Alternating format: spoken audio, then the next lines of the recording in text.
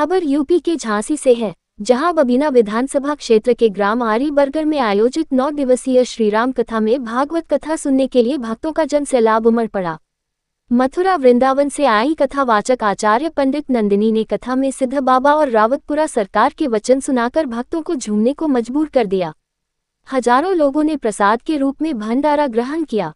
इस दौरान सभी ने इस आयोजन के लिए गांव के प्रधान प्रतिनिधि राघवेंद्र सिंह तोमर के पुनीत कार्य की भूरी भूरी प्रशंसा की।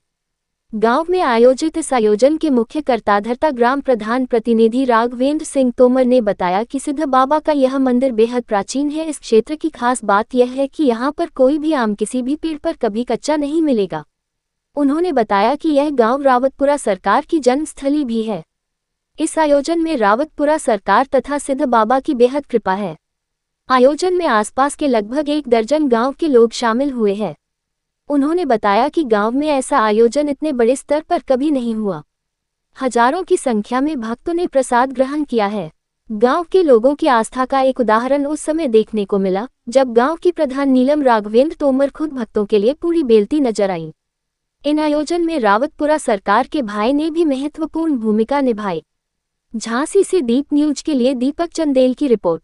ये 14 तारीख से है, 9 दिन का आयोजन है।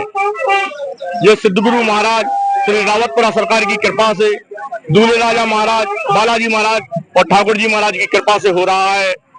हमारा तो केवल नाम ही है, हम कुछ नहीं कर रहे हैं। ये सब कृपा केवल रावतपुरा सरकार और सिद्धगुरु महाराज की कृपा है, क्योंकि रावतपुरा सरकार की यहाँ जन्मभूमि भी है और उन्हीं के सानिध्य से ये कार्य इतना बड़ा संपन्न हो रहा है। सभी लोग कम से कम यहाँ 8-9 गांव के लोग इतना बढ़िया सहयोग कर रहे हैं। आरी, बरगढ़, कोट, बेटा, भोजला, पौरा, उनाव वाला जी और यहाँ पलसर, पाली, गंगावली, यहाँ से मथनपुरा, रामपुरा, परवई, यानी इतने गांव ने बढ़ चढ़ कर हिस्सा लिया है। अभी तो जो भीड़ लग रही है हजारों की, ये और ज्यादा, कल से और ज्यादा बढ़ेगी, क्योंकि यहाँ तो साक्षात कृपा है। कब से आयोजन हो रहा है? 14 तारीख से 23 तारीख तक आयोजन है। पहले कितने साल पहले कई बार ऐसा हुआ था, इतना बड़ा आयोजन लगातार वाला तो अब तक कभी क्षेत्र में भी नहीं हुआ है कि रोजाना भंडारे का कार्यक्रम हो। ये ऐसा भंडारे का कार्यक्रम सिद्धगुरु महाराज ने, रावतपुरा सरकार ने पहली बार कराया है। पूरा उद्देश्य क्या है? इसका उद्देश्य केवल एक जागरूकता है। उनकी तो ऐसी अटूट कृपा है कि जो सामाजिक संस्कृति और सनातन धर्म को बढ़ावा देने के लिए ये कार्यक्रम हुआ है। ये कृपा तो साक्षात रावतपुरा सरकार और सिद्धगुरु महाराज, बालाजी महाराज और दूल्हे राजा महाराज की कृपा से हो रहा है। कितना पुराना मंदिर है? ये तो कई वर्षों पुराना मंदिर है। इसका तो महिमा ही अनंत है। कहीं भी आपको पके हुए आम नहीं दिखेंगे। ये पहला एक ऐसा सिद्ध स्थान है कि यहाँ पके हुए आम हमेशा रहते हैं। वहाँ खासियत है यहाँ तो सबसे बड़ी खासियत है ये मधुमक्खी कितनी उड़ रही थी, सबसे ऊपर बैठी थी, सब लोग डर रहे थे, लेकिन किसी के अंदर, बच्चों के अंदर भी भय नहीं था। वो झूले में सब लोग झूल रहे थे।